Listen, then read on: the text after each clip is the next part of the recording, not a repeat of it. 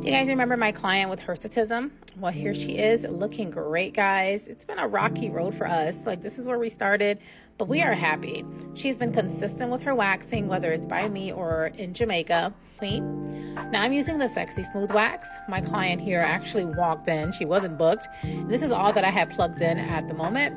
So I just told her I'll definitely try my best because I usually use cream wax on her. It's really good at picking up those thick, stubborn hairs. And that's what hirsutism is, guys. It's basically a condition that makes women grow thick, dark hairs in places where men usually do, such as the face, the chest, or the back. It also has other symptoms as well. Reach out to your dermatologist if you feel like you are someone who possibly has hirsutism. So the wax is also still 53% off, by the way. Don't forget to use code WAXINGQUEEN to save an additional 20% off. My code's only going to be good until tomorrow, so make sure you hop up on there and grab your wax. I'll try my best to get it extended, but you know how it goes.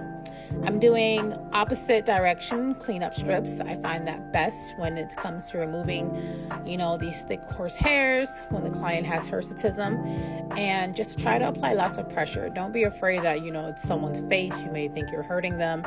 I promise you, you are not. Pressure makes everything feel better. Remove in a stagger-dagger-like manner for best ways to get the most hairs up. And then proceed with cleanups. So using the fade oil, the hair reducing fade oil is pretty simple. It's best if you use it on a clean, dry face. You should rub it in the areas where it's affected and then just massage that in. If you'd like to win one of these oils, all you have to do is share this post and comment below how PCOS is affecting you. And you'll be eligible for a chance to win a free oil on me.